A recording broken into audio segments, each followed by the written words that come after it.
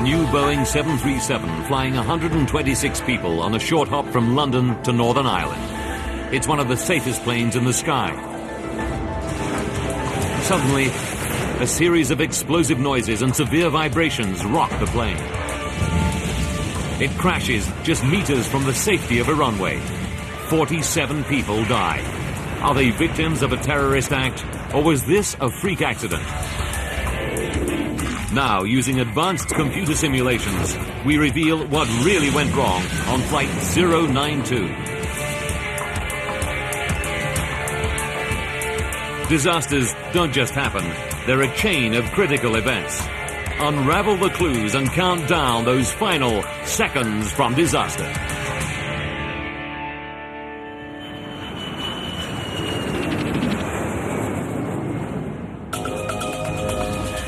Europe, England, London Heathrow,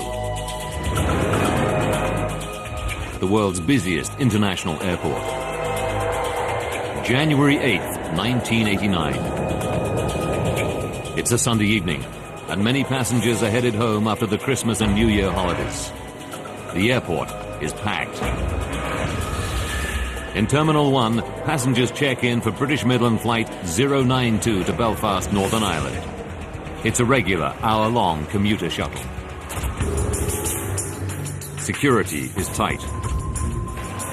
It's the height of the IRA's terrorist campaign against British targets. The IRA has killed 416 civilians in nearly 20 years of violence. Healthcare worker Gareth Jones started a new job in Belfast 3 weeks ago. Can I ask you one or two security questions, if I may, sir?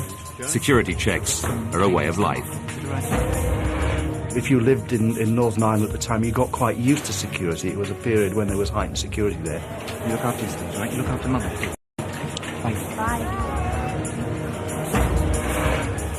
The IRA isn't the only reason for Heathrow's high security. Lockerbie, Scotland. 3 weeks earlier, a terrorist bomb blows apart a Pan Am 747 flying from Heathrow to the US. The explosion kills all 259 people on board and 11 more on the ground. It's the worst ever terrorist attack on a US airliner. The authorities suspect it's the work of an Arab terrorist group.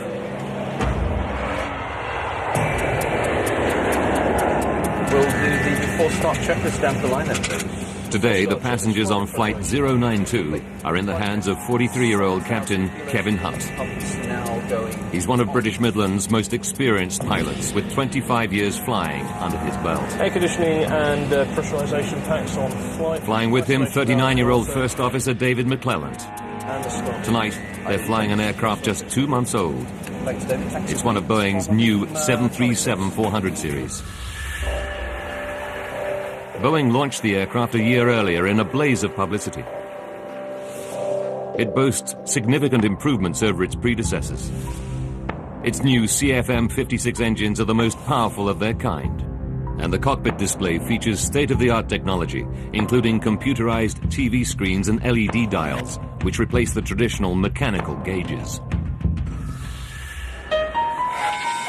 7:15 p.m.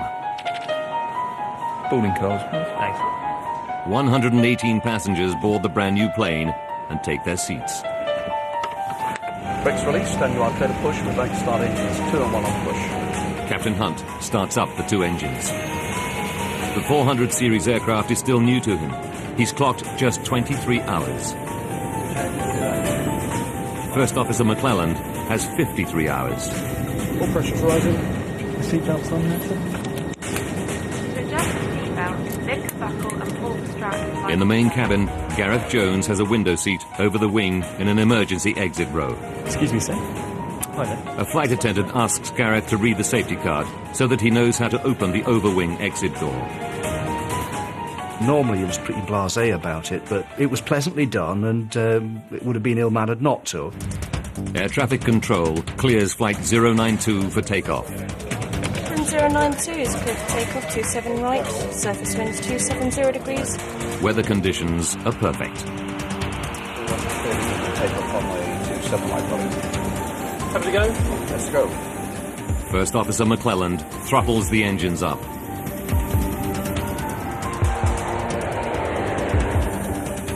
D1, rotate. Positive climb. And gear up. Gear up. Hell no. 7:52 p.m. British Midland Flight 092 is airborne and on its way to Belfast. Roger, maintain 6,000 feet in airspeed. Okay, 6,000 feet. Check. Debbie Griffith, age 24, is one of 6 cabin crew on board tonight. She was on standby, but managers called her in at short notice. Yeah. She's been a flight attendant for 2 years. I loved the job, basically because I really enjoyed meeting the people. It was a great lifestyle for somebody of that age. Within minutes of takeoff, the cabin crew start the drink service. With the hold-ups behind them, there's a light-hearted atmosphere. Passengers know they'll be on the ground in under 1 hour. 8:05 p.m. 13 minutes into the flight. The aircraft is climbing through 8,500 meters on its way to a cruising altitude of 10,600 meters. Then, without warning, a massive bang. The aircraft starts to vibrate violently. A routine flight turns into every air traveler's worst nightmare. Up on the flight deck, Captain Hunt and First Officer David McClelland feel the vibration. It's really strange. What's going on? Much worse, they smell smoke. What's going on? We've got a fire coming through. Tell ATC we need to start a descent. Smoke can only get into the cabin via the air conditioning ducts. And since the aircon is jet-powered on the 737, they deduce it's engine trouble. And it sounds serious. 20-year-old student Kieran Dynan is sitting over the wing close to the engine. All he can hear is a loud clattering sound. There was a very definite grinding noise. It sounded like pebbles going on in a washing machine. Just back from the cockpit, in row 1, are business partners Nick Stevenson and Chris Thompson. They're on their way home to Belfast. They feel the vibration. It's so intense, they fear the aircraft is breaking up. It sounded to me as though there's somebody outside with a sledgehammer trying to get into the aircraft, trying to beat their way through the fuselage. At that point, he simply stopped, froze. Flight attendant Debbie Griffiths immediately thinks of the Lockerbie disaster. This instant sort of terror, if you like, and my first thought was, is there a bomb? A huge bang and heavy vibrations rock a British Midland flight en route to Northern Ireland. Sitting in a window seat over the wing in row 14 is healthcare worker Gareth Jones. He's busy dealing with a panicking fellow passenger. The lady that was next to me, Teresa, was distressed, so I started to talk to her to try and calm her, but also to help me because it wasn't stress-free for me either. Gareth has good reason to be worried. His seat gives him a clear view of the plane's wing. And what he sees fills him with foreboding. I could look out of the window and see a trail of spark-like emissions from where the engine would be. From their seats in the cockpit, Captain Hunt and First Officer McClelland can't see either of the two engines, so they don't know about the sparks. Like all pilots, they must rely on their cockpit instrument display to diagnose the problem. The new display on the 400 Series 737 is unfamiliar to them, but it's state-of-the-art technology. Hunt and McClelland scan the screens and LED instruments. They diagnose an engine problem and shut down the faulty engine. Throttling back. Hey. Okay, shall I go through the... The terrible clunking and vibration immediately cease. The 737 is now behaving normally again. So you're approaching 1,000th level. But safety rules call for the crew to land the plane as soon as possible. Let's get a turn going through East Midlands. Hunt is in luck. Air traffic control clears him for an emergency landing at East Midlands Airport, just 10 minutes flying time away. Control, fly heading 090, be vectoring for the ILS. Roger, Midland 92, descending flight level 120.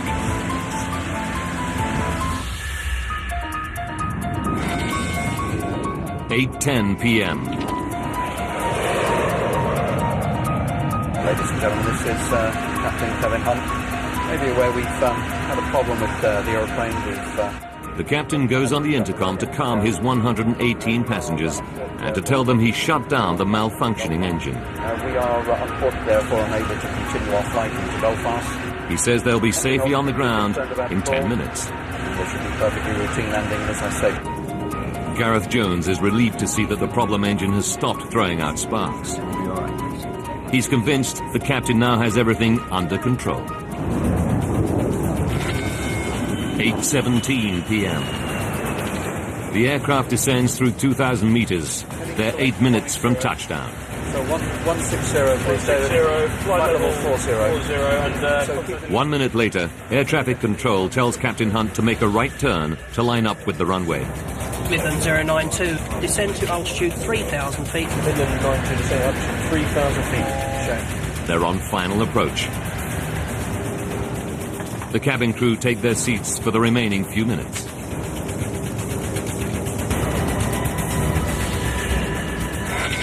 (8:20 p.m.)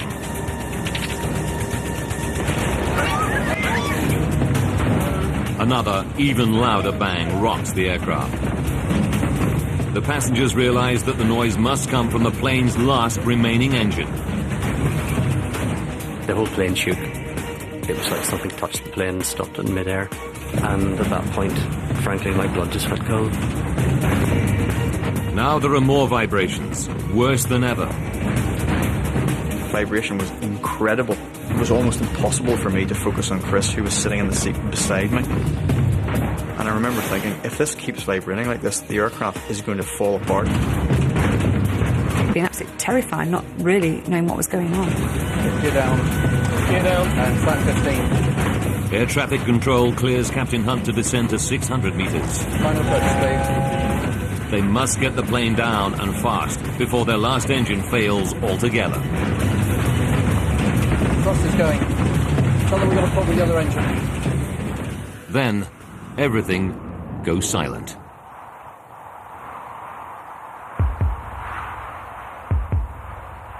The plane's last engine has given out.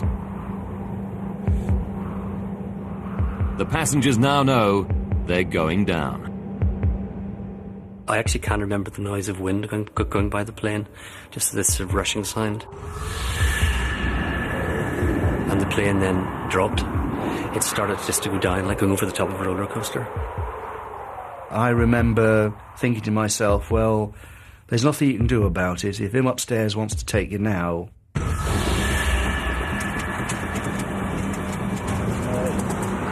Captain Hunt has lost both engines. With no forward thrust, the plane is now fighting a losing battle with gravity. 166, 10 knots. Hunt orders the first officer to try to restore power. McClelland begins the reignition sequence, but they're losing height rapidly. Now the left engine catches fire. Fire. Shall I do the fire drill? She's not going. The 737 is dropping out of the sky. Captain Hunt's control column starts to shake violently.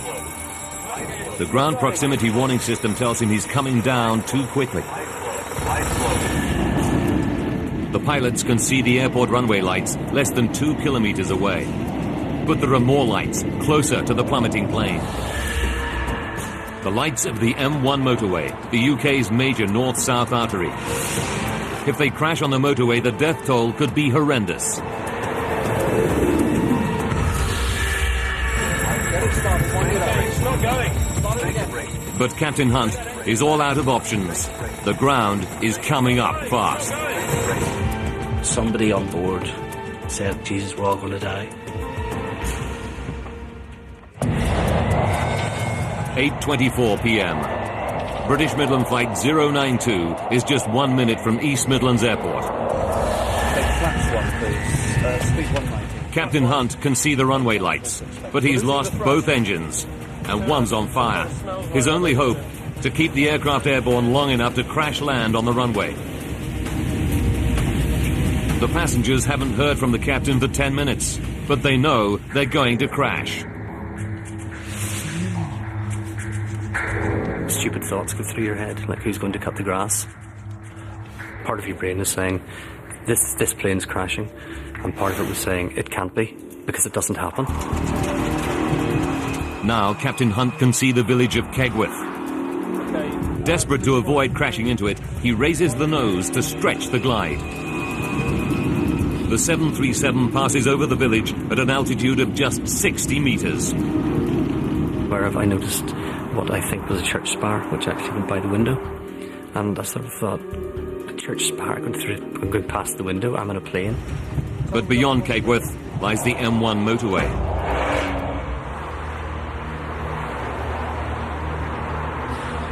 If Captain Hunt can get across this 6-lane road, the safety of the runway is just 900 meters away. Get that. Just stop the other one. Get it going. She's not going. Get it up. She's not going. But he can't keep the plane airborne any longer. He makes a final announcement to the terrified passengers. She's not going, Kevin. Prepare for crash landing. Prepare for crash landing. And he said, brace, brace, brace, prepare for crash landing. And the tone of his voice said it all. I can remember going into the brace position and just thinking, this is it. Just before the plane hit the ground, I remember thinking, nobody survives a plane crash. I wonder, will I?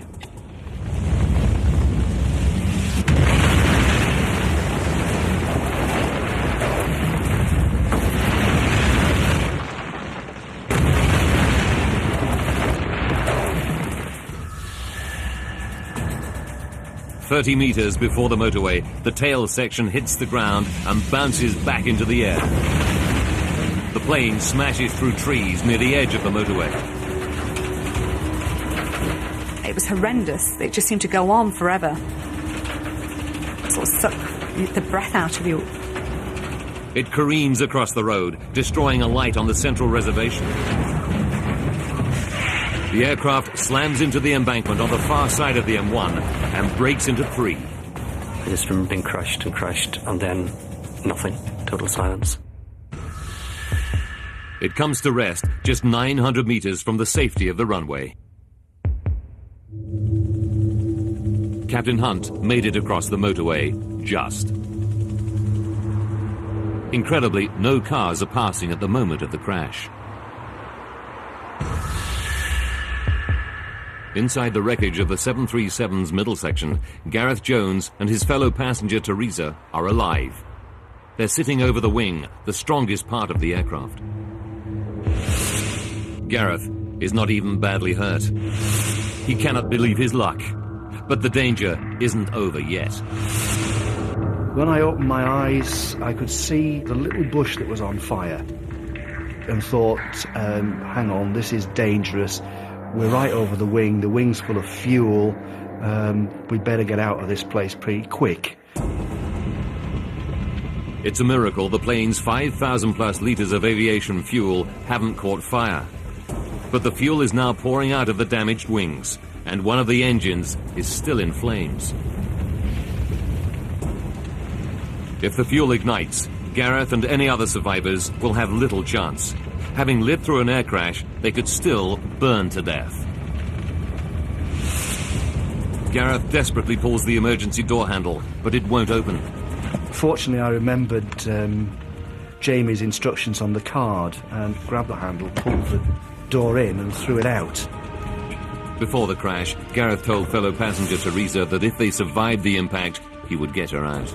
I remember sticking my head back in through the hatch and shouting to Teresa, give me a hand, and this little hand appeared out of the blackness.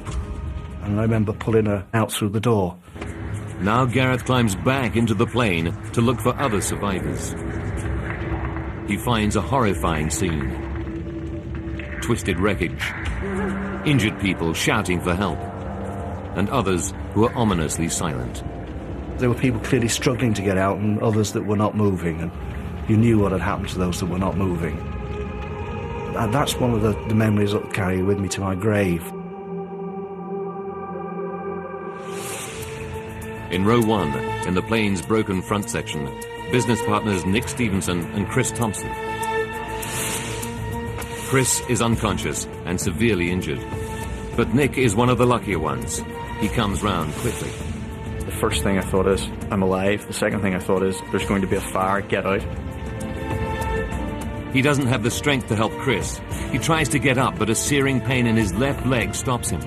And yet he knows he must overcome the pain to get out. You know, the survival instinct just takes over. The drive, it's incredible. I just knew I was going to get out. I had to get out. Nothing else was of any importance whatsoever. He reaches a break in the fuselage and shouts to passing drivers who've stopped to help. He said, yeah, we see you, you're okay, you know, we'll get you. Carried me down the embankment. Still trapped in the wreckage of the nose section, flight attendant Debbie Griffith. She's in a bad way, but her main fear is a fuel explosion. I was having real problems breathing and actually felt like I was dying. I was really sort of fighting to live. And I just expected the engines to go. And I can actually remember thinking, it has to be quickly. And 20-year-old Kieran Dynan hangs right over the edge of the shattered midsection. He's badly injured and drifts in and out of consciousness. All the seats in front of me were gone. There was nothing. It was just debris and nothing. 8:30 p.m. 5 minutes after the crash, the fire crews reach the aircraft. They start to douse the whole area with foam. The fireman shouted through, "We've got the engines out." So at least then I knew that we were in with a fighting chance. Within 2 minutes, the engine fire is out. The rescue can begin. Now firefighters scour the plane for survivors. They have the grim task of checking which passengers are dead and which still have a spark of life. I literally just woke up as he shone the torchlight in my eyes, and he said, "Quick, this one's still alive." And then I blacked out again. Kieran is pulled out of the plane and rushed to hospital.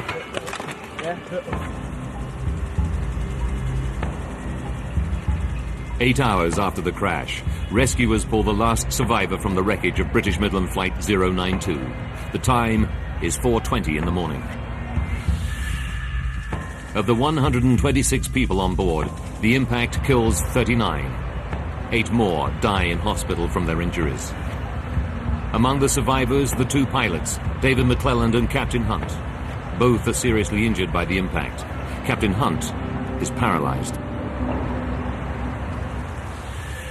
The survivors have been describing what happened and praising the skill of the plane's pilots. But what could cause a brand new aircraft to simply fall out of the sky?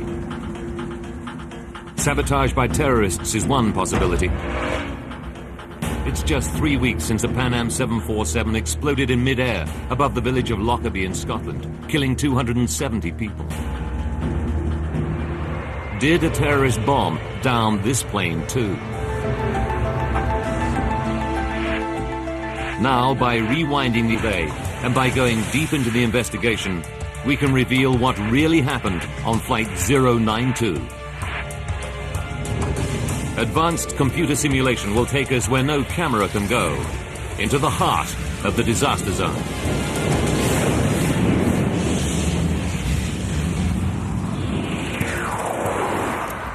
Eddie Trimble is the chief investigator from the UK's Air Accident Investigation Branch. He's worked on all the major air disasters in the UK over the last 30 years. When news of the Kegworth disaster breaks, Trimble's team of 9 crash investigators is still in Lockerbie, scouring the wreckage of the downed Pan Am plane.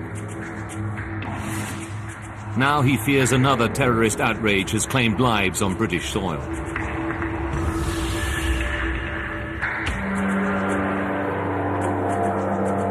Trimble arrives at the crash scene around midnight, just 4 hours after the accident.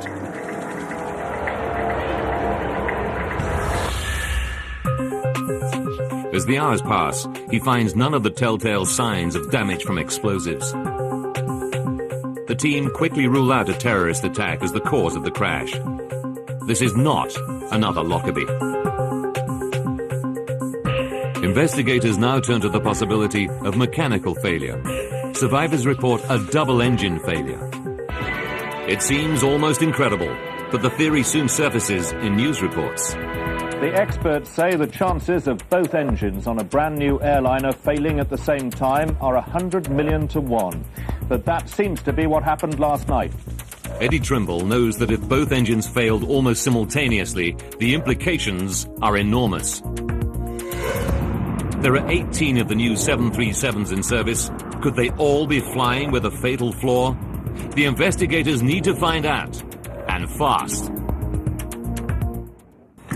Chief Investigator Eddie Trimble and his team of 9 scour the crash site of British Midland Flight 092.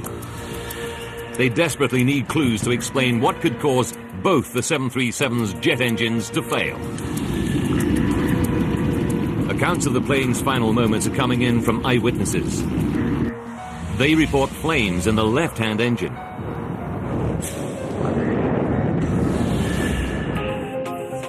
Trimble starts to probe the left engine. It's not an easy job. The crash impact seriously damaged it. But he soon finds something that's clearly not crash-related. The fan blades. Most of them are severely damaged or fractured. Trimble concludes that the fan blade fracture threw debris deep inside the engine. The resulting damage was fatal.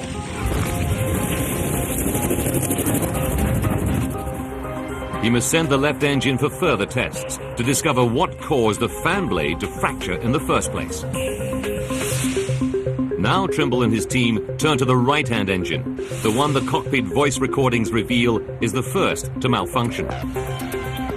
They carry out an inspection of its internal mechanisms.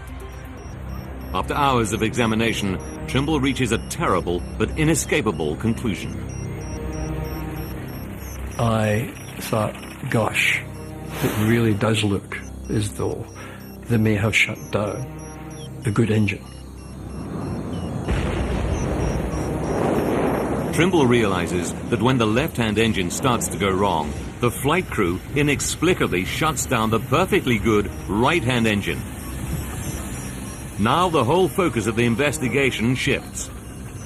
It's not a terrorist bomb or double engine failure that killed 47 people on Flight 092.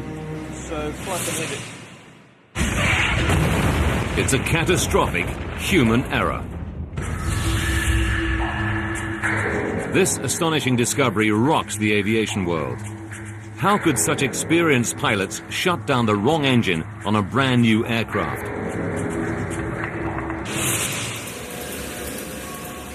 Trimble knows that the plane is one of the new 737-400 series launched a year earlier.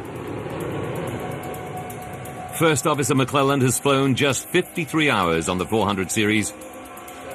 Captain Hunt, even fewer, only 23 hours. Could the pilot's unfamiliarity with some aspect of the new design have caused the fatal error? To find out, Trimble must probe every twist and turn of events on Flight 092. Using the cockpit voice recordings, he starts to analyze every decision the pilots took on the flight deck. Okay, we're just turning off the localizer. Tell them we're fully established. Midland 092 is fully established. 8:05 p.m., just under 20 minutes before the crash. On the left engine, a fan blade fractures. The broken piece lodges inside the engine casing. The damage to the fan blade throws the finely calibrated engine out of balance. The engine now starts to shudder violently, setting up a vibration that rocks the whole plane. The fracture fatally damages the left-hand engine. It's now just a matter of time before it fails altogether. The flight crew feel the vibration and smell smoke escaping through the damaged engine seals into the air conditioning ducts. They wrongly assume there's a fire in one of their two engines. Captain Hunt asks which is the problem engine. Which one? Which one? The cockpit voice recorder reveals the first act in a terrible chain of events. First Officer McClelland starts to say left, but then changes his mind. No, it's the right one. Eddie needs to find out why McClelland hesitates and then gets it wrong.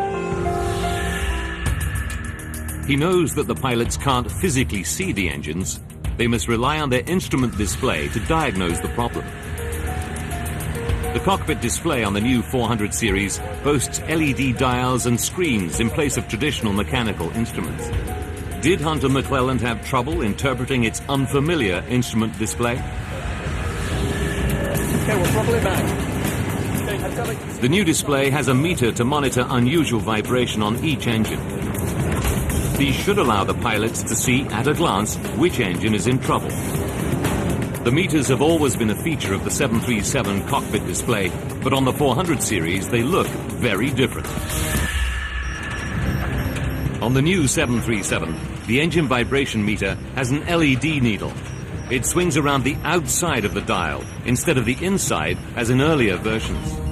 And it's only the size of a 20p piece. Trimble learns that Hunt and McClelland went on a one-day course to learn about the new 400 series. But he finds that neither of them received any simulator training on the Engine Instrument System, or EIS. Neither pilot had had the opportunity to fly a simulator and learn how to interpret the EIS, whether in normal operation or, very importantly, during abnormal operation.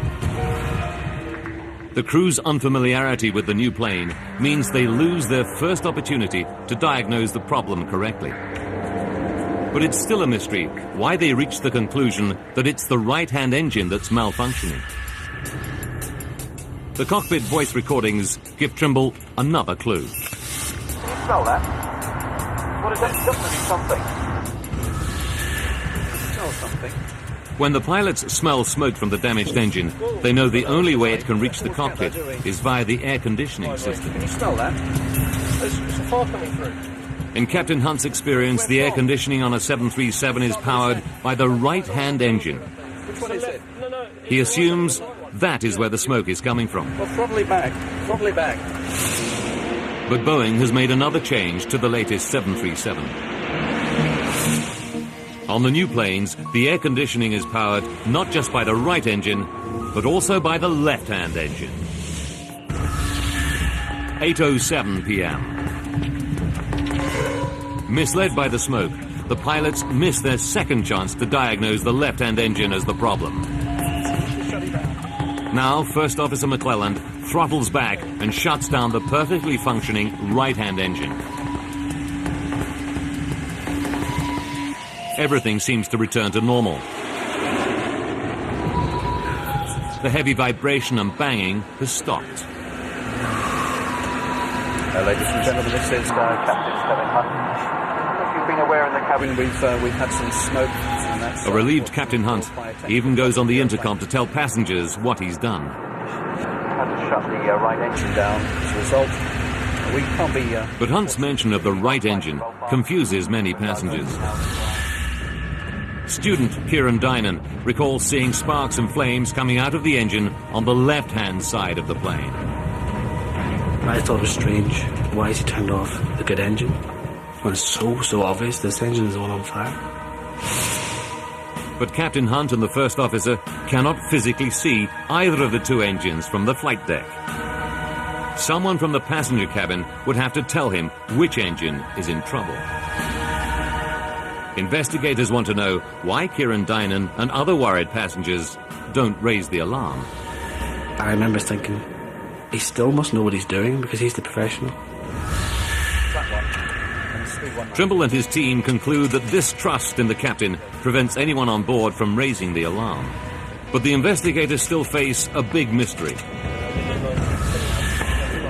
Why does the aircraft seem to return to normal function after the pilots turn off the wrong engine? To solve this mystery, Eddie Trimble and his engineering specialists delve deep into the workings of the 737's jet engines. All 737s have an auto-throttle, a form of cruise control that maintains the desired airspeed by automatically sending the right amount of fuel to the engines. To shut down the engine, First Officer McClelland must disengage the auto-throttle. This returns the plane to full manual operation and allows him to start throttling back the engine. Trimble suspects that this routine step holds the key to the mystery. He turns to the plane's black box to try to find out exactly what's going on inside the computer-controlled engines at the critical moment. What Trimble discovers about the behavior of the autothrottle explains why the plane appears to fly normally on a badly damaged engine. It's a major breakthrough. The investigation team can now unravel exactly what happened aboard Flight 092 in the final, fateful seconds from disaster. 8:05 p.m. When the fan blade fractures on the left engine, its fragments damage the engine severely, causing a reduction in fan speed. The autothrottle reacts by pumping more fuel to the stricken engine, trying to maintain the fan speed. This causes the damaged engine to shudder violently and throw out sparks. These ignite surplus fuel, causing the flames seen by the passengers. 8:07 p.m. It's the left. No, it's the right one. Okay, Misled by the smoke coming through the air conditioning, the crew misdiagnosed the problem engine. Captain Hunt orders the fully functioning right-hand engine to be shut down. Okay, throttle it back. First Officer McClelland disengages the autothrottle and instantly pulls back the thrust lever on the right engine. The minute he does so, the vibration stops and the smell of smoke disappears. Eddie Trimble now knows why. Data from the black box reveals that when the pilots disconnect the autothrottle in order to shut down the right engine, both engines return to manual throttle. Sensors inside the damaged left engine detect that it's spinning slower than normal, which triggers a reduction in fuel flow. With the fuel flow now at a level the engine can handle, the vibration and flames disappear. Now the left engine appears to be functioning normally, when in fact it's fatally damaged. The crew naturally think they've shut down the correct engine. What they don't realize is that it is disconnecting the autothrottle that solves the problem, not, as they believe, closing down the right-hand engine. That particular effect of the autothrottle was the clincher which caused both pilots to believe that in retarding the right engine, they had identified the engine which was malfunctioning. It's a revelation to the investigators that the behavior of the 737's autothrottle might mislead pilots during an engine malfunction. And investigators are about to discover how a last terrible twist of fate snatches away the final chance to save Flight 092. They're going to be closing the localizer from the right. Eddie Trimble has one piece of the puzzle still to fit. Why did the flight crew not notice that they'd shut down the wrong engine in the 20 minutes they had between the initial crisis and crashing? Trawling through every nuance in the cockpit voice recordings, Trimble finds a poignant moment. 12 minutes and 15 seconds to disaster. The plane seems to be back to normal, but Captain Hunt's training tells him that after an in-flight crisis, it's essential to review all decisions to make sure no mistakes were made. What did we actually get? We got vibration. But just as he starts his review, air traffic control interrupts him. The surface wind is indicating westerly at 5 knots. They clear Captain Hunt to descend to 1,200 meters for landing in 12 minutes' time. He does not resume the review of events with his first officer. Had he continued, he may have spotted his error. But tragically, the crew missed their last chance to prevent the crash. 4 minutes and 40 seconds to go. We can arm approach now. Yes, check. We'll take flaps 1, please. Speed 190. The pilots increase throttle to the left engine to control their descent. What they don't realize is this act will deal the engine its fatal blow. Increasing the fan speed throws more debris from the fractured fan blade deep into the engine. Thrust is going. Losing the thrust. Okay, It's now tearing itself apart, and the runway is still 21 kilometers away. 1 minute to go. The engine loses all power. It now catches fire. Got a fire in the number 1 engine. No, forget that. Just start the other one. Get it going. Captain Hunt has run out of time. He's lost both engines. In desperation, he tries to restart the right-hand engine with a windmill start, using the plane's speed to spin up the engine blades. It's not going. Get it out. It's not going. Light slow. It's not going, Kevin. Light slow. But it's too late. Their airspeed is too low.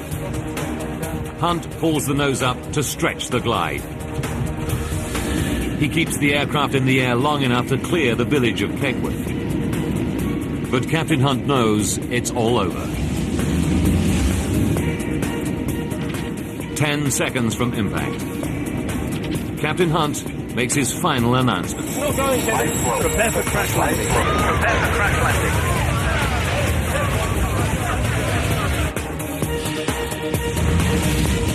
At 8:24 and 43 seconds, British Midland Flight 092 crashes into the motorway embankment at 185 kilometers per hour.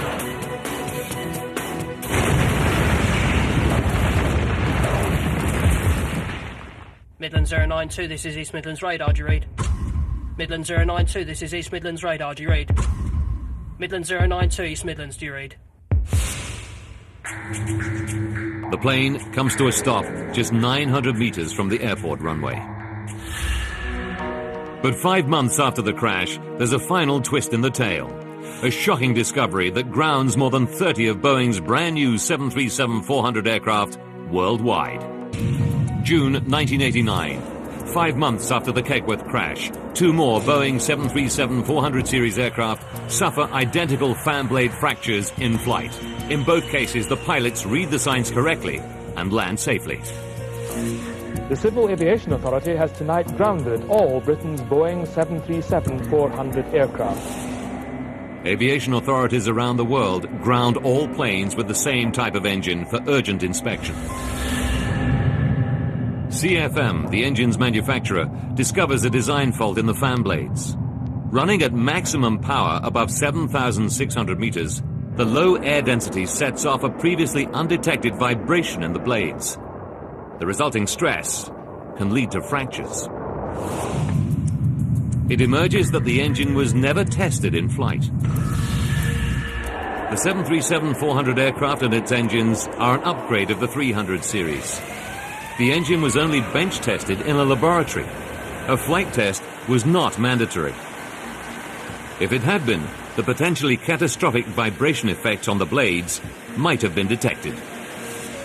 The engine manufacturer has to redesign the engine and refit 99 400 series aircraft. Aviation regulations now require manufacturers to flight test all new engines. Just over 18 months after the Kegworth air crash, the Air Accident Investigation Board publishes its report. It concludes that although the pilots made an error in shutting down the wrong engine, there were mitigating factors. Let's go. The pilots had received no flight simulator training for the 737-400 series. 18 months. That meant the first time they faced an emergency, it was for real. Rotate. The vibration meters weren't prominent enough. And if a member of the cabin crew had alerted the captain to the flames coming from the left engine, which he couldn't see from the cockpit, the crash could have been averted. But for the survivors, the flight crew are heroes. It was just very, very sad that it was so close to have made it. And, you know, to have those 2 pilots put at such risk and to have worked so hard to have got so close, it's upsetting. The lessons learned from the Kegworth crash have had a wider impact on aviation safety. Boeing redesigned cockpit displays for new aircraft, making them easier to interpret. Simulator training is now mandatory if the design of an aircraft changes substantially. And airline training around the world now emphasizes and encourages full communication between cabin and flight crews, particularly during an in-flight emergency.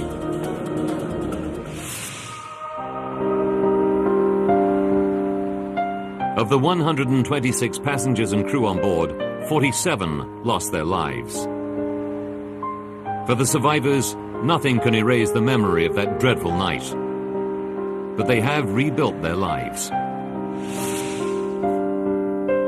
Chris Thompson and Nick Stevenson both recovered from their injuries. They're still in business together in Northern Ireland. Kieran Dinan is now married with a young daughter. You know, you still worry about things, but I don't worry more. I think all my bad luck came at once, and nothing ever as bad is going to happen again. Debbie Griffith left the airline industry to train as a nurse. You can't go through a plane crash without changing. It's made me live for the moment. I've always been fairly happy-go-lucky, but I've never felt bitter. I've never felt, why me, why not me? I'm nothing special. Gareth Jones's physical injuries on the night were minor, but the emotional scars are still with him.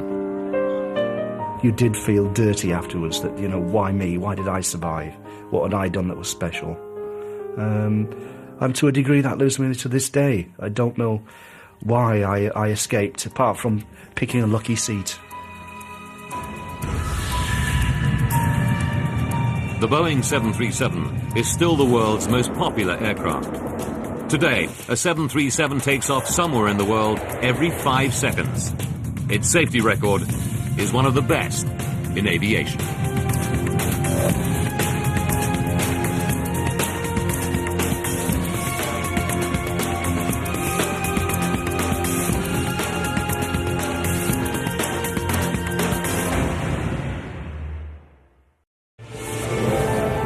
Boeing 737 flying 126 people on a short hop from London to Northern Ireland.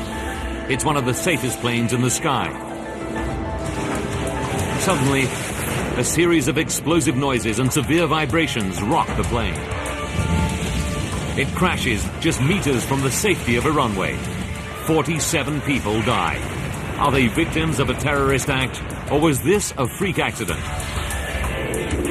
Now, using advanced computer simulations, we reveal what really went wrong on Flight 092.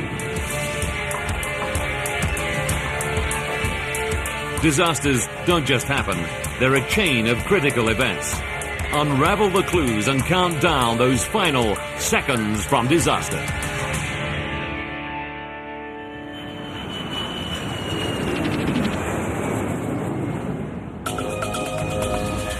Europe, England, London Heathrow, the world's busiest international airport. January 8th, 1989. It's a Sunday evening, and many passengers are headed home after the Christmas and New Year holidays. The airport is packed. In Terminal 1, passengers check in for British Midland Flight 092 to Belfast, Northern Ireland. It's a regular hour-long commuter shuttle. Security is tight. It's the height of the IRA's terrorist campaign against British targets. The IRA has killed 416 civilians in nearly 20 years of violence. Healthcare worker Gareth Jones started a new job in Belfast 3 weeks ago. Ask you one or two security questions on that, sir. Security checks are a way of life. If you lived in Northern Ireland at the time, you got quite used to security. It was a period when there was heightened security there. You look after these things, right? You look after Mother. Thanks. Bye. The IRA isn't the only reason for Heathrow's high security. Lockerbie, Scotland. 3 weeks earlier, a terrorist bomb blows apart a Pan Am 747 flying from Heathrow to the US. The explosion kills all 259 people on board and 11 more on the ground. It's the worst ever terrorist attack on a US airliner. The authorities suspect it's the work of an Arab terrorist group.